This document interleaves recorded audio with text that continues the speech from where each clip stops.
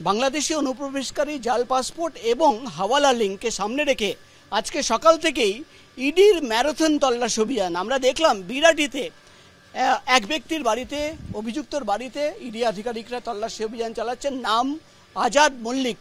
এবার আমরা পৌঁছে গেছি বেগবাগান এলাকায়। বেগবাগান রো যে বাড়ির সামনে আমরা দেখতে পাচ্ছি কেন্দ্রীয় বাহিনীর জওয়ানরা, তারা কিন্তু গেটের সামনে দাঁড়িয়ে রয়েছেন। এই বাড়ির 5 তলায় এই মুহূর্তে কিন্তু ইডি আধিকারিকরা তল্লাশি অভিযান চালাচ্ছেন।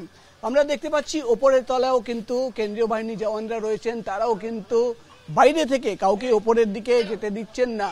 এবং যেটা ইডি সূত্রের খবর, এখানে একজন ব্যক্তি থাকে, তার নাম শাব্বির, ভিসা এজেন্ট, মূলত ভিসা এজেন্ট।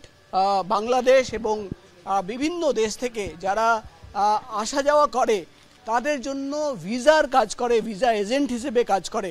অন্যদিকে ইডি সূত্রের খবর একসঙ্গে 8টি জায়গায় তল্লাশি অভিযান, শুধুমাত্র কলকাতার বেগবাগান নয়, শুধুমাত্র বিরাটি নয়, সীমান্ত এলাকা, বাংলাদেশের যে সীমান্ত এলাকা গেদে, সেখানেও কিন্তু তল্লাশি অভিযান চলছে। অর্থাৎ একদিকে অবৈধভাবে বাংলাদেশিরা যারা এই রাজ্যে এসে থাকছে, অন্যদিকে জাল পাসপোর্ট এবং হাওয়ালার যে লিঙ্ক, সেই লিঙ্কও কিন্তু পাওয়া যাচ্ছে, এমনই দাবি করছেন ইডির আধিকারিকরা।